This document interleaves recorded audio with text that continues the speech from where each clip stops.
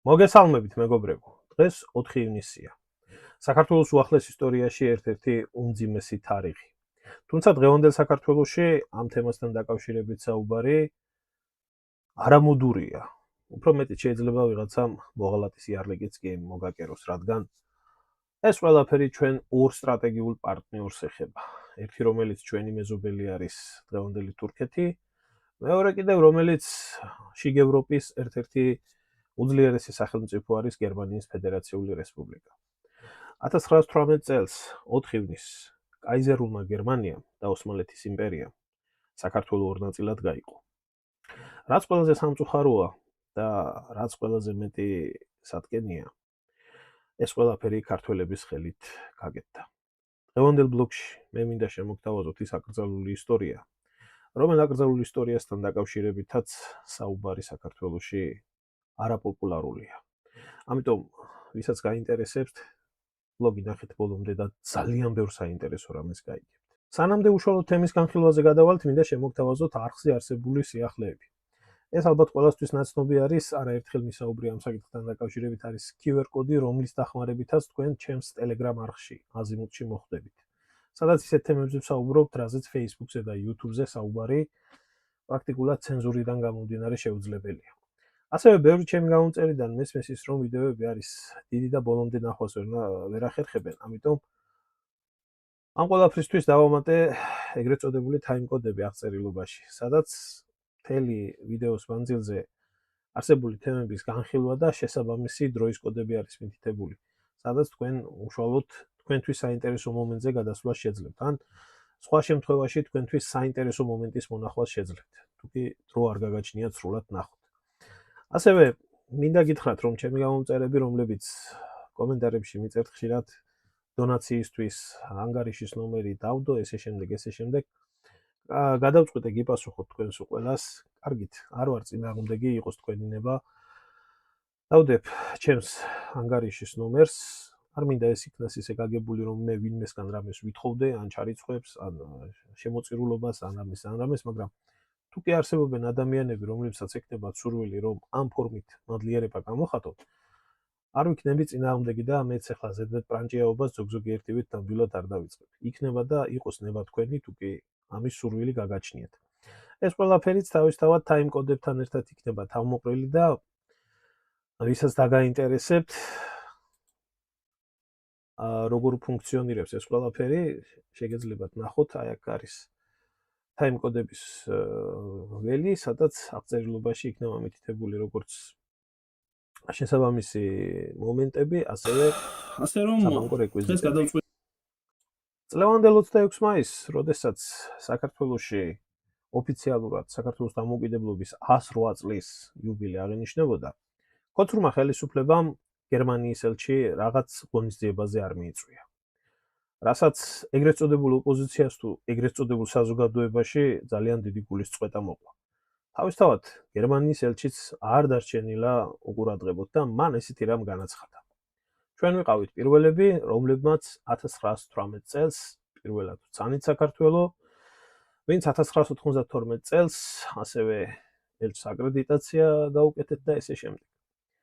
რბილად რომ ვთქვათ, ელჩმა ამ განცხადების დროს მოიტყუა. რადგან დიდი ისტორიის ცოდნა არ ჭირდება იმას, რეალობაში როგორ იყო. რეალობაში საქართველოს დე იურე დამოუკიდებლობა პირველმა არგენტინამ ცნო. რაც შეეხება საქართველოს დე ფაქტო აღიარებას, 1918 წელს პირველი სომხეთი, აზერბაიჯანი და ჩრდილო კავკასიის რესპუბლიკები იყვნენ, რომლებმაც საქართველო დე ფაქტო ცნეს. ამას მოყვა ოსმალეთის აღიარება. თუმცა ოსმალეთის აღიარებას თავისი მიზნები ჰქონდა. და თუ რატომ, ზუსტად ამას აი ამ ვიდეო ბლოგში გაიგებთ.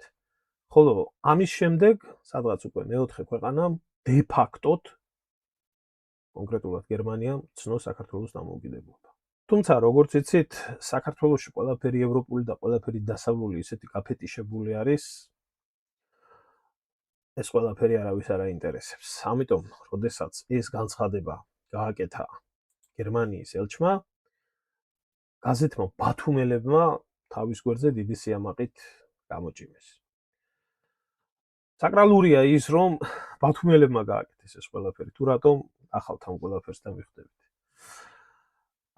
რაც საინტერესო არის ქვემოთ ქართველების კომენტარები, რომელშიც აბსოლუტური სიბნელე ჩანს. დიდი მადლობა გერმანია, ჩვენ გვიყვარხარ, თქვენ გვცანით პირველად, თქვენ გვაღიარეთ, ჩვენ ვაფასებთ გერმანელების სიყვარულს საქართველოს მიმართ და ესე შემდეგ და ესე შემდეგ.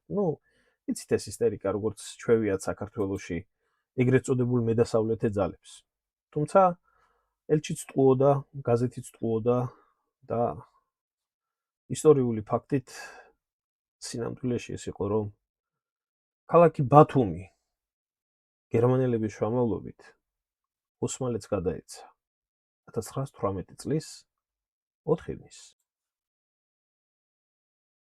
დღეს, როდესაც ამ ფაქტის შესახებ ჩემს Facebook გვერდზე ჩემს გამომწერებს მეგობრებს თუ მტრებს ვამცნი ამ ყველაფრის შესახებ, რა თქმა უნდა ერთი ისტერიკა ატყდა. განსაკუთრებით უკანა განათლებულები ისე კიოდნენ და წიოდნენ, რომ ეს ყველაფერი კრემლიდან მოდიოდა და კრემლის დავალებით პუტინის პირადი აგენტი მე ვახორციელებდი, ლამისაა და დავიჯერე სიმართლე გითხრათ რა. საინტერესო არის რა. ჩემო კარგებო, ყველაფერი მოდის უვიცობიდან, გაუნათლებლობიდან. ამ ყველაფერში ერმილე ნემსაძის ნააზრევი ერთი სიტყვა არ არის. აქ არის მხოლოდ და მხოლოდ ისტორიული ფაქტები, რომლის ან განახვა არ გინდათ, ან იცით ეს ყველაფერი, მაგრამ რასიზმს ახლა დასავლეთს ხო ვარ ვაწყენიებთ და ამ ყველაფრისთვის ეს ხარკი გასაღები იყო. ასევე ალბათ თქვენ რომ მკითხოთ, ალბათ აფხაზეთიდან და სამაჩაბლოდანაც გათავისუფლებოდა საქართველო, თუ კი ჩვენ წმინდა ნატოში მიგვიყებდნენ. ხო და მოკლედ აი ესეთი დაავადებული ადამიანებისათვის მე ერთხელ უკვე გავაკეთე ბლოგი, რომელიც ეძღვნებოდა აი ამ საკითხებს, იგივე ტაო-კლარჯეთის გადაცემასთან დაკავშირებით, იგივე გერმანულ ოკუპაციასთან დაკავშირებით და მინდა ვისაც აინტერესებს შევახსენო, შეუძლია ჩამოგზავნდეს ქვემოთ და ნახოს აი ეს ბლოგი, რომელიც მე ასევე კომენტარებში დაგიდევით. თუმცა აღნიშნულობა აქვს ახლა ბრმებს რო სანთელი დაუნთო დაახლოებით ის მოქმედება არის, რასაც მე ვაკეთებ, მაგრამ რასაც ამ ისტორიულ ფაქტებს ვერ გაიქცევ. ამიტომ ჩემი სამიზნე აუდიტორია არის ის ადამიანები, ვისაც მართლა აინტერესებთ საქართველოს ბედი, რეალობაში რა მოხდა და როგორ მოხდა. ხო და ჩემო კარგებო, მაშას გადავიდეთ ახლა უშუალოდ აი ამ საკითხებთან დაკავშირებით, საიდან დაიწყო, ვინ დაიწყო, როგორ დაიწყო და როგორ მიმდინარეობდა ეს პროცესი. შემდეგ კი როგორ დასრულდა. ძალიან ბევრ საინტერესო რაღაცას გაიგებთ, მათ შორის ისტორიულ კადრებს ნახავთ თვითონ თურქების ბათუმში შემოსვლის და ასევე გაიგებთ ოსმალების მხარეზე მებრძოლ ქართული ლეგიონის შესახებ, რომელი ლეგიონიც მათ შორის გერმანიის ელჩის მიერ იქნა დაკომპლექტებული. 1917 წელს, მას შემდეგ რაც რუსეთში რევოლუცია მოხდა, მეფე გადადგა, ხოლო ძალაუფლება ხელში დროებითმა მთავრობამ ჩაიგდო, რუსეთის იმპერიის ტერიტორიებმა რღვევა დაიწყო. ეს ყველაფერი გამომდინარე იყო იქიდან, რომ პირველი მსოფლიო ომი მძვინვარებდა. პირველი მსოფლიო ომში თურქეთი და გერმანია მოკავშირეები იყვნენ. მაშინდელი ლენინის მთავრობის მიზანი იყო, რაც შეიძლება სწრაფად შეეჩერებინათ გერმანელების და ოსმალების წინსვლა. ამიტომ მათ გერმანულ-თურქულ კოალიციასთან დროებითი ზავი, ეგრეთ წოდებული სეპარატული ზავი გააფორმეს. ზავი 1918 წელს ბრესტ-ლიტოვსკში გაფორმდა. ამ დროისთვის საქართველო რუსეთის იმპერიას ჩამოშორებული იყო. ფაქტობრივად მმართველობა არ არსებობდა, იყო შექმნილი ამიერკავკასიის სეიმი, რომელშიც 3 ამიერკავკასიური რესპუბლიკა იყო გაწევრიანებული: საქართველო, სომხეთი და აზერბაიჯანი. სამწუხაროდ ამიერკავკასიის ასეთი დიდი და მდიდარი რესპუბლიკის მმართველობა ისეთი უვიცი ადამიანების ხელში ჩავარდა, როგორიც მენშევიკები იყვნენ. ადამიანები, რომლებიც სამხედრო სავალდებულო სამსახურს ბოროტებად განიხილავდნენ და მის გაუქმებას მოითხოვდნენ. აღმოჩნდნენ პირისპირ, რომ გერმანიასთან და თურქეთთან მებრძოლი რუსეთის იმპერია აღარ არსებობდა. თავად კი ამ იმპერიებთან პირისპირ ბრძოლა მოუწევდათ. გამომდინარე აქედან მათი მთავარი მიზანი იყო მოლაპარაკებები და დიპლომატიის გზით ამ ყველაფრის მოგვარება. თუმცა ისინი არ აღიარებდნენ დროებით მთავრობას, რომელმაც ბრესტ-ლიტოვსკის საზავო ხელშეკრულება გააფორმა. ამიტომ თავად გადაწყვიტეს ოსმალეთთან დიალოგის წარმოება. ბრესტ-ლიტოვსკის ზავის უარყოფამ ოსმალეთის იმპერიას და გერმანიას ხელფეხი გაუხსნა. მათ კავკასიაში აქტიური სამხედრო მოქმედებები დაიწყეს. ხელისუფლება, რომელიც რაღაც დღევანდელი ნეოლიბერალური იდეებით ცხოვრობდა და სამხედრო-სავალდებულო სამსახურს ბოროტებად მიიჩნევდა, ამ საფრთხის წინაშე უსუსური აღმოჩნდა. მიუხედავად იმისა, რომ სამ კავკასიურ დიდარ სახელმწიფოს, რომელშიც საქართველოს დომინანტი რესპუბლიკა იყო და დედაქალაქი იყო თბილისი, გააჩნდა არნახული სამხედრო რესურსი. როგორც გენერალიტეტით, ასევე გამოცდილი საბრძოლო რესურსით. ასევე რუსეთის იმპერიის არმიის მარაგები, რომლებიც კავკასიის ფრონტისთვის იყო განკუთვნილი, საქართველოში უფლისციხის და მცხეთის საიარაღოებში ინახებოდა. მაგრამ მენშევიკებს, ჯორდანიას და მის ძმებს სამხედროები ეზიზღებოდათ.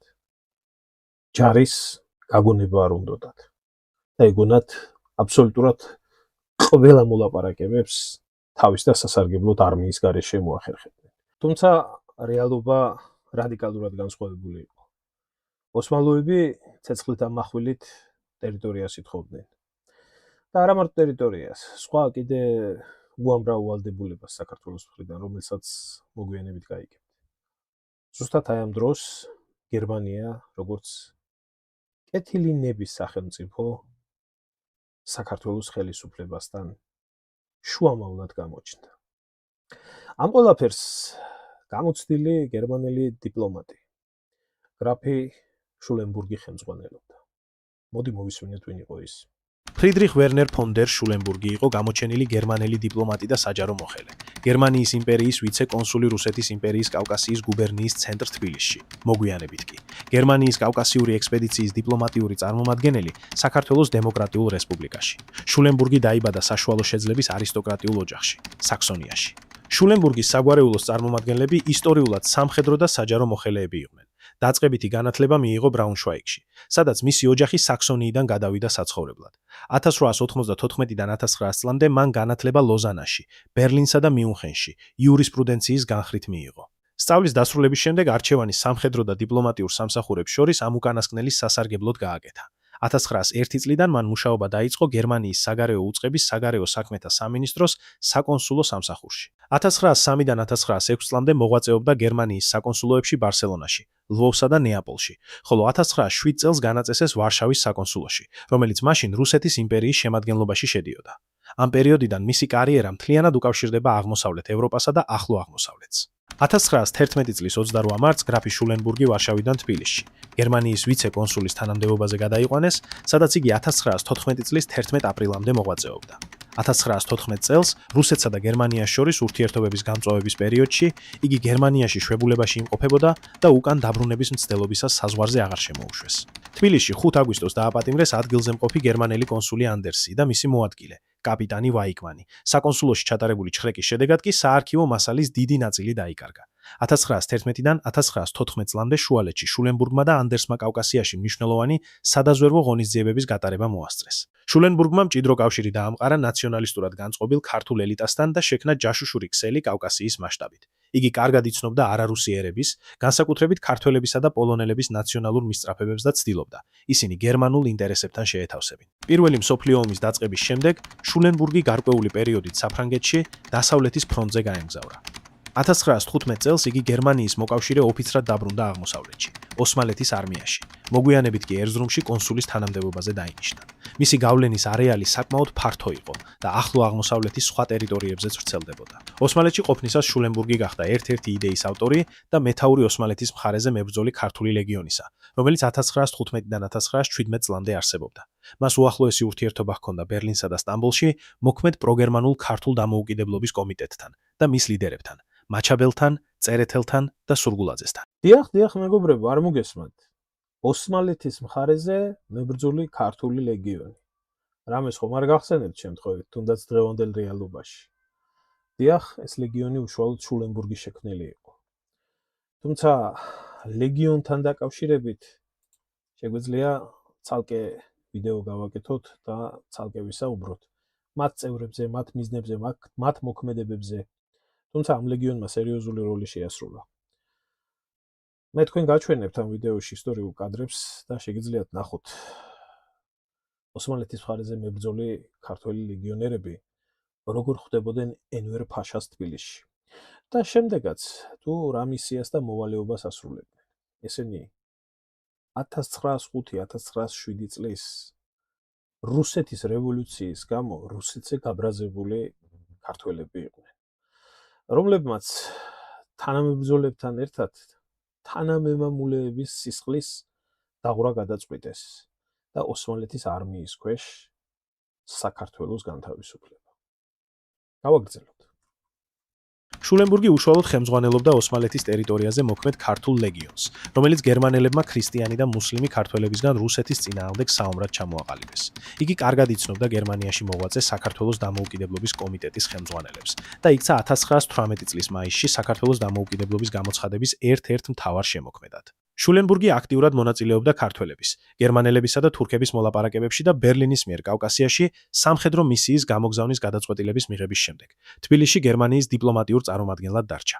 როდესაც აღნიშნული ექსპედიციის მეთაური, გენერალი ფონ კრესი 1918 წლის ივნისში კავკასიაში ჩამოვიდა, მას ადგილზე სწორედ შულენბურგი დახვდა. აი მეგობრებო, რეალობა, რომელი რეალობაც მაშინდელ საქართველოში არსებობდა. შულენბურგს მძიმე მისია ეკისრა. მას სამი ინტერესი უნდა დაეკმაყოფილებინა. პირველი, ეს იყო რა თქმა უნდა კაიზერული გერმანიის ინტერესი, რომლის ინტერესიც კავკასიაში ძირითადად ორ წიაღისეულ სიმდიდრეზე გადიოდა. ეს იყო ბაქოს ნავთობი და ჭიათურის მარგანიცი. ჭიათურის მარგანიცი იმ პერიოდში მსოფლიოს 50%-ს მოიპოვებდა. შულენბურგს ეს ყველაფერი ისე უნდა გაეკეთებინა, რომ გერმანიას თავისი ინტერესები დაეკმაყოფილებია, თურქეთს თავისი ტერიტორიული დავები, ისტორიული ოკუპაციის როლი უნდა დაებრუნებინა და ასევე საქართველოს კმაყოფილი უნდა ყოფილიყო. შულენბურგმა ეს ყველაფერი მოახერხა. 1918 წლის 4 ივნისს გერმანიამ აბსოლუტურად ყველა ინტერესი დაიკმაყოფილა. თურქეთმაც ყველა ინტერესი დაიკმაყოფილა. დაზარალდა საქართველო, რომელსაც ძირძველი ისტორიული ტერიტორია კვლავ მოკვეთეს და ეს ყველაფერი ქართველების ხელით გაფორმდა. აბა ვნახოთ თუ რა ეწერა უშუალოდ ბათუმის ხელშეკრულებაში. ბათუმის ხელშეკრულება დაიდო საქართველოს დემოკრატიულ რესპუბლიკასა და თურქეთს შორის 4 ივნისს. ხელშეკრულებას ხელი მოაწერეს აგრეთვე სომხეთისა და აზერბაიჯანის დემოკრატიული რესპუბლიკის დელეგაციის წევრებმა. ბათუმის ხელშეკრულების პირობები შემუშავდა მაშინ, როდესაც ამიერკავკასია ნაწილობრივ ოსმალეთის ჯარების მიერ იყო ოკუპირებული. ბათუმის ხელშეკრულებით ოსმალეთს გადაეცა ბათუმისა და ყარსის ოლქები, ახალქალაქისა და ახალციხის მაზრები, სურამალინის მაზრა, ალექსანდროპოლისა და ეჩმიაძინის მაზრების 3/4, შარურ-დარალაღეზის მაზრის 1/5 და სხვა. ბათუმის ხელშეკრულებით საქართველოს ჩამოსცილდა 11391 კვადრატული კილომეტრი ტერიტორია 250,000 მცხოვრებით, ხოლო სომხეთს 18125 კვადრატული კილომეტრი ტერიტორია 404,000 მცხოვრებით. ბათუმის ხელშეკრულების პირობები ამიერკავკასიის ხალხებისათვის უფრო მძიმე იყო, ვიდრე ბრესტის 1918 წლის ზავი, რომლის შესაბამისად ოსმალეთს უნდა გადასცემოდა ამიერკავკასიის 14135 კვადრატული კილომეტრი ტერიტორია. 1918 წლის 4 ივნისს საქართველოსა და ოსმალეთს შორის დაიდო აგრეთვე დამატებითი ხელშეკრულება, რომლის თანახმად საქართველო ვალდებული იყო დაუყოვნებლივ მოეხდინა ჯარების დემობილიზაცია, განედევნა თავისი ტერიტორიიდან ყველა სამხედრო და სამოქალაქო პირი იმ ქვეყნებისა, რომლებიც ოსმალეთს და მის მოკავშირეებს ეომებოდნენ. გარდა ამისა, ოსმალეთმა მიიღო უფლება კონტროლი დაეწესებინა საქართველოს მთავარ სტრატეგიულ რკინიგზებზე, გამოეყენებინა ისინი თავისი და მოკავშირეების სამხედრო ინტერესებისათვის. ბათუმის ხელშეკრულება გაუქმდა პირველ მსოფლიო ომში ოსმალეთის დამარცხების შემდეგ.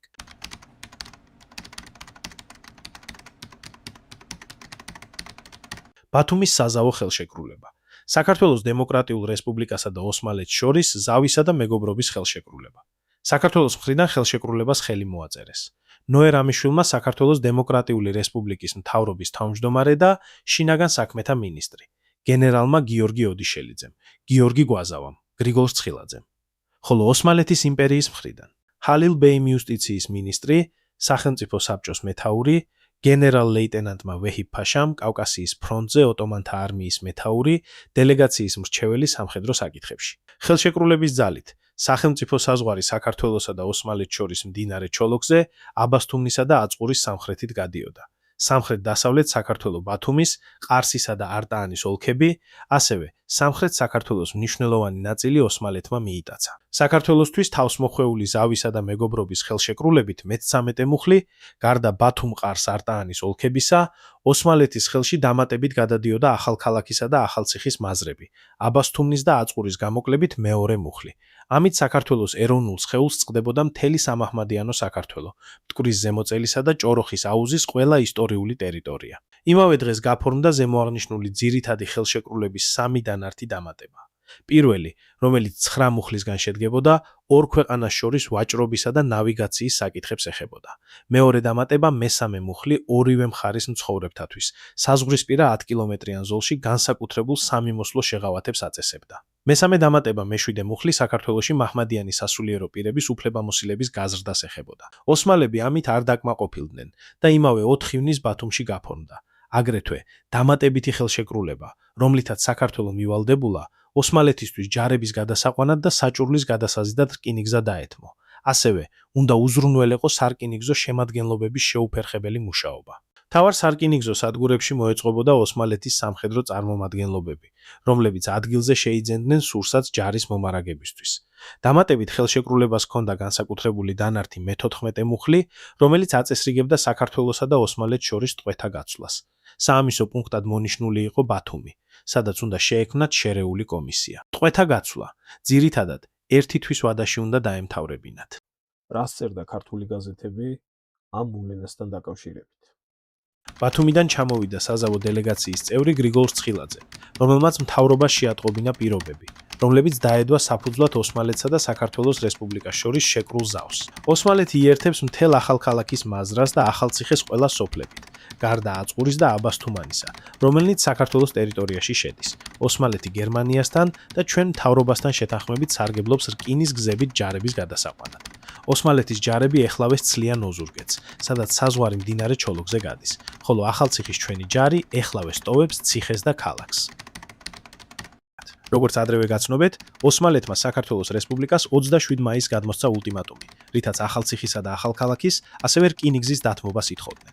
ერთობის ცნობით, 2 ივნის დილიდანვე ოსმალთა რეგულარულმა ჯარმა სოფელ კარწახთან, ახალქალაქიდან სამხრეთ-დასავლეთით გადმოლახა 1877 წლის საზღვრები და ბრძოლით წინ მოიწევს. სომხების ჯარმა ბრძოლის შემდეგ სოფელი სულდისკენ დაიხია, სადაც არტაანის შარაგზაზე გაცხარებული ბრძოლის შესახებ მოდიოდა ცნობები. სომხების ჯარს მიეშველა ჯავახეთის ქართული რაზმი. ოსმალთა ჯარები მოდიან არტილერიით. ახალციხე დიდი ხანია ბრძოლის ველად არის გადაქცეული. თითქმის 2 თვე იქნება, რაც ჩვენი რაზმი თავგანწირულად იბრძვის ახალციხის მიდამოებში ამომწყდეული. არ იქნა დროზე ვერ მივაშველეთ ჯარი, რომ დაგვეხსნა ახალციხის რაზმი და მასთან ერთად გადაგვერჩინა მთელი მაზრა. ახალციხის და ახალქალაქის მაზრებს აქვთ დიდი სტრატეგიული მნიშვნელობა. ახალციხე საკმაოდ ძლიერი სიმაგრეა. ის გასაღებია ბორჯომის ხეობის. ვისაც ახალციხე და ახალციხის მაზრა უჭირავს, მას შეძლება აქვს. რამდენიმე საათში ჩავიდეს ბორჯომში და იქიდან ხაშურის შემწეობით რკინის გზას დაეპატრონოს. ხაშურიდან კი რამდენიმე საათის სავალია სურამის მთის გვირაბამდე. ახალციხის მაზრაშია აგრეთვე მშვენიერი სააგარაკო ადგილი აბასთუმანი, საიდანაც მტერს შეუძლია ზეკარის უღელტეხილს დაეპატრონოს და შემდეგ ბაღდადით ქუთაისს მიადგეს. ერთი სიტყვით, ახალციხის მაზრის ხელში ჩაგდებით ოსმალეთი მთელი საქართველოს ბედის ბატონი იქნება. ასევე დიდი მნიშვნელობა აქვს ჩვენთვის ახალქალაქსაც. აქედან მშვენიერი გზა მოდის მანგლისით თბილისზე. საკმაოა მტერს ახალქალაქი ეპყრას ხელს, რომ ის რამდენიმე დღის განმავლობაში თბილისს მოადგეს. არავითარი დამაბრკოლებელი ბუნებრივი ზღუდე ახალქალაქ თბილისს შუა არ არსებობს. გერმანიის როლი. გერმანიის საელჩოში თბილისში არის საზავო ხელშეკრულება, რომელსაც ხელი მოაწერეს 3 ივნისის ღამის 11 საათზე საქართველოს და ოსმალეთის წარმომადგენლებმა. გუშინ დილით თბილისის გაზეთების წარმომადგენლები გერმანიის ელჩმა გრაფმა შულენბერგმა მიიწვია და აუწყა მათ, რომ საზავო ხელშეკრულება ხელმოწერილია და მისცა მათ გერმანულ ენაზე დაბეჭდილი ხელშეკრულება, რომელიც რადიოთი იყო მიღებული. ამასთანავე დაუმატა, ჯერჯერობით საჭიროდ არ მიმაჩნია ის დასაბეჭდად მისცეთო.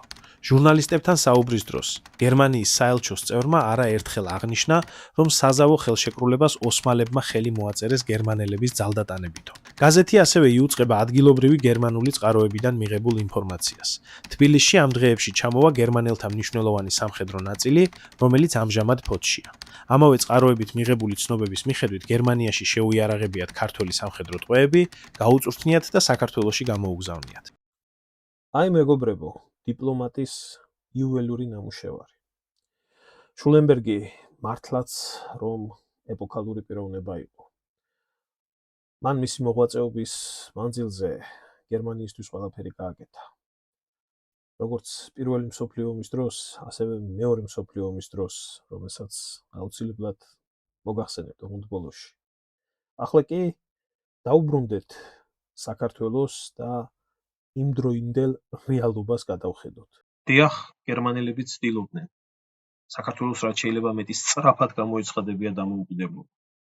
დიახ, შულენბერგი თხოვდა პირდაპირ ჟორდანიას და მის ამბსონებს, რომ გერმანია მხოლოდ და მხოლოდ იმ შემთხვევაში დაეხმარებოდა მას, თუ კი ის კავკასიის სეიმიდან გამოეყოფოდა დანარჩენ ორ რესპუბლიკას და დამოუკიდებლად შეეცდებოდა თურქეთთან დიალოგის წარმოებას. თურქეთი ხომ გერმანიის მოკავშირე იყო და გერმანიას ხომ კავკასიაში თავისი ინტერესები ჰქონდა.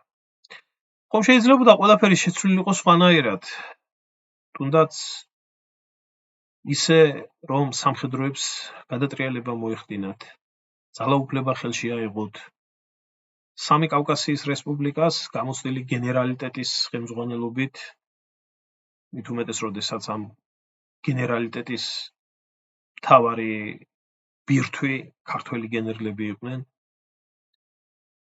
ნაბრძოლი რესურსით, გამოცდილი სამხედროებით, კავკასიაში დარჩენილი რუსული არმიის მარაგებით წინააღმდეგობა გაეწია თურქეთისთვის. და არა მარტო წინააღმდეგობა გაეწია, რადგან თურქეთი მარტო კავკასიაში არ აწარმოებდა ომს. თურქეთის დღეები დათვლილი იყო, რადგან თურქეთს სამხრეთიდან დიდი ბრიტანეთი და საფრანგეთი უტევდა. მაგრამ შულენბურგი კარგად ხვდებოდა, თუ კი დაიშლებოდა ამიერკავკასიის ფედერაცია, აღმოცენდებოდა ეთნოსახელმწიფოები, ყველას გაუჩნდებოდა თავისი კონკრეტული ეროვნული ინტერესი. ამ ეროვნულ ინტერესში კი მარტივად მოილაპარაკებდნენ სამ ქვეყანასთან ცალ-ცალკე. ამიტომ შულენბურგმა ბრწყინვალედ გაართვა თავი მისიას. 26 მაისს, როგორც კი საქართველომ დამოუკიდებლობა გამოაცხადა შულენბურგის მოთხოვნით და შეპირებით, 27 მაისს თურქეთმა ეგრევე ულტიმატუმი წაუყენა. და მხოლოდ და მხოლოდ 3 მაისს ზუსტად აი ამ ხელშეკრულების საფუძველზე, უკაცრავად 3 ივნისს აი ამ ხელშეკრულების საფუძველზე დე-ფაქტოდ ცნო საქართველო.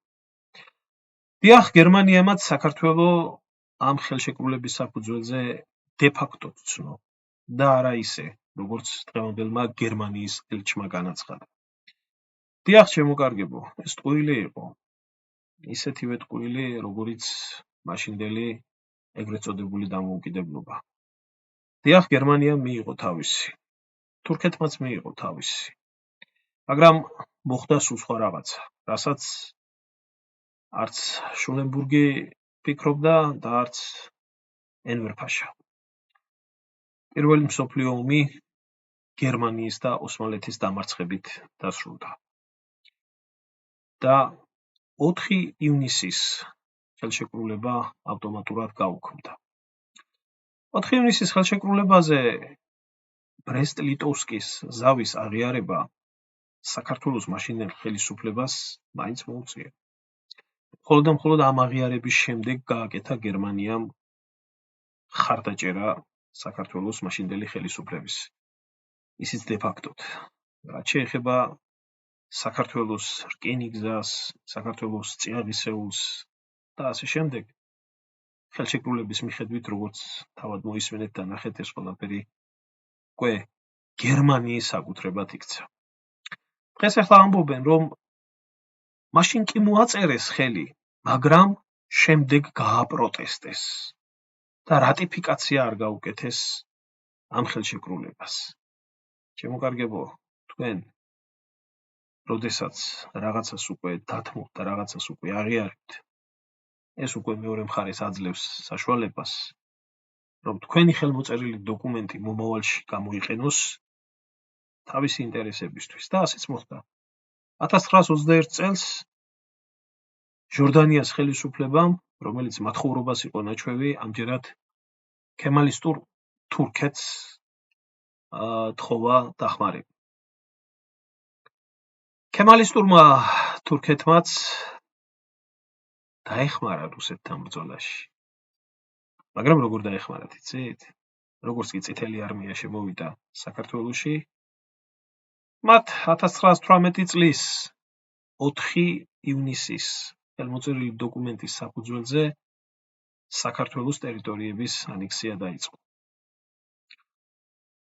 ამ ყველაფრის პიკი უნდა გამხდარიყო ბათუმი, სადაც გენერალმა მაზნიაშვილმა, მაშინდელმა ბოლშევიკებმა, მენშევიკებმა და რიგითმა ქართველებმა, რომელთა შორის ჩემი დიდი ბაბუაც ერმან ნემსაძეც იყო, საქართველოს დედასამშობლოს კიდევ ერთხელ დაუბრუნეს ბათუმი. ახლა კი მინდა გაჩვენოთ ის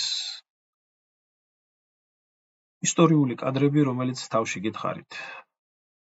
ენვერ ფაშას ვიზიტი 1918 წელს ბათუმში, თურქული არმიის შემოსვლა, ბათუმის გადაცემა და ზუსტად ის ქართული ლეგიონი და ქართველი ლეგიონერები, რომლებიც ენვერ ფაშას ხელზე კოცნიდნენ. ეს შედეგი მოიტანა ამ ყველაფერმა.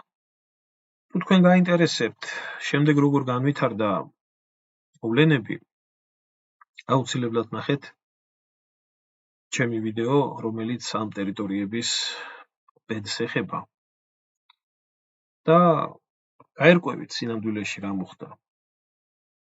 ახლა კი ნახეთ ეს და სულ ბოლოში უშუალოდ ეპოქალურ პიროვნებაზე. გრაფ შულენბერგზე მინდა ორი სიტყვით გითხრათ. მიუხედავად იმისა, რომ ის ჩვენთვის ესეთი პიროვნება იყო, საკუთარი სამშობლოსთვის პატრიოტი იყო და მისი საქმის უბადლო პროფესიონალი.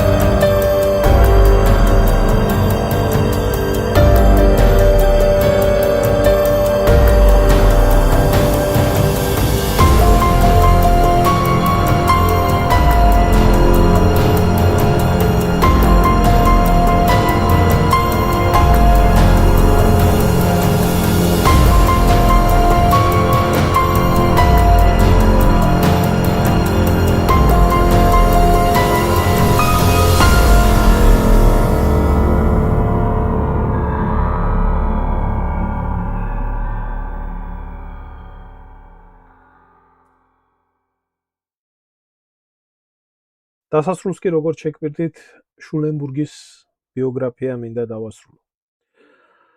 შულენბურგი, როგორც ძვირფასი კადრი, რა თქმა უნდა, ფაშისტურ გერმანიაშიც ემსახურებოდა თავის სამშობლოს. მიუხედავად იმისა, რომ ის წინააღმდეგი იყო ჰიტლერის იდეების, ჰიტლერს სხვა გზა არ ჰქონდა. განსაკუთრებით აღმოსავლეთით შულენბურგზე მეტი გამოცდილი კადრი არ ეგულებოდა და ის საბჭოთა კავშირში დანიშნა ელჩად. შულენბურგი ავტორი იყო, ერთ-ერთი ავტორი და შემოქმედი იყო მოლოტოვ-რიბენტროპის შეთანხმების. გახსოვთ, ბლოგის დასაწყისში მისი ბიოგრაფიის მთავარი მიმართულება რა იყო? კარგად იცნობდა ქართულ და პოლონურ ნაციონალიზმს. აქედან გამომდინარე, მან ქართველების მიმართებაშიც გამოიყენა მისი ცოდნა და ასევე პოლონელების მიმართებაშიც გამოიყენა ცოდნა. თუმცა ყველაფრისგან მიუხედავად შულენბურგის ბიოგრაფია ტრაგიკულად დასრულდა. თუ როგორ და რანაირად ამას ახლა მოისმენთ. რაც შეეხება დანარჩენს, მინდა ყველას დიდი მადლობა გადაგიხადოთ, ვინც აქამდე ნახეთ, ვისაც მოგეწონათ, აუცილებლად გამოიწერეთ არხი და დასვით მოწონებები, ეს გავრცელებას უწყობს ხელს. და ვისაც გაქვთ სურვილი და გექნებათ სურვილი, რომ მადლობის სახით დონაცია გაიღოთ, ჩემი საბანკო რეკვიზიტების მისამართები აღწერილობაში იქნება. დიდი მადლობა მინდა ყველას გადაგიხადოთ ყურადღებისთვის, ახლა კი ნახეთ შულენბურგის ბიოგრაფიის ფინალი. 1919 წელს კავკასიიდან გერმანული ჯარების გასვლის შემდეგ იგი მცირე ხნით დააპატიმრეს მოკავშირეებმა და გენერალ კრესთან ერთად გარკვეული დრო ტყვეობაში იმყოფებოდა კუნძულ პრინკიპოზე. გერმანიაში დაბრუნების შემდეგ 1919-დან 1922 წლამდე მუშაობდა საგარეო საქმეთა სამინისტროს პოლიტიკურ განყოფილებაში. 1921-დან 1931 წლამდე იყო გერმანიის წარმომადგენელი თეირანში, ხოლო 1931-დან 1934 წლამდე ბუქარესტში. 1934 წელს შევიდა ნაციონალ-სოციალისტურ პარტიაში და დაინიშნა გერმანიის ელჩად საბჭოთა კავშირში. მიუხედავად ამისა, იგი არასოდეს ყოფილა ნაცისტი. ჰიტლერი მას კაიზერის დროინდელი სხვა მოხელეების მსგავსად უნდობლობით ეპყრობოდა, თუმცა მაღალი კვალიფიკაციის გამო მათ სამსახურზე უარს ვერ ამბობდა. 1941 წლის 22 ივნისს გამთენიისას, დაახლოებით 5-ის ნახევარზე, გერმანიის ელჩი მოსკოვში, გრაფი ფრიდრიხ ვერნერ ფონ დერ შულენბურგი, სასწრაფოდ ეწვია საბჭოთა კავშირის საგარეო საქმეთა სახალხო კომისარს ვიაჩესლავ მოლოტოვს, რათა მისთვის ოფიციალური ომის ნოტა გადაეცა. ოფიციალური გზავნილი. შულენბურგმა მოლოტოვს წაუკითხა იოახიმ ფონ რიბენტროპის მიერ ბერლინიდან გამოგზავნილი დეპეშა, რომელიც ფორმალურად ამართლებდა თავდასხმას. გზავნილის ძირითადი შინაარსი ასეთი იყო: საბჭოთა მთავრობამ დაარღვია გერმანიასთან დადებული ხელშეკრულებები და ზურგს უკან დივერსიულ საქმიანობას ეწეოდა. საბჭოთა კავშირმა მოახდინა თავისი ჯარების კონცენტრაცია გერმანიის საზღვართან იმ დონეზე, რომ ეს საფრთხეს უქმნიდა მესამე რაიხის უსაფრთხოებას. აქედან გამომდინარე, ფიურერმა გერმანიის შეიარაღებულ ძალებს უბრძანა.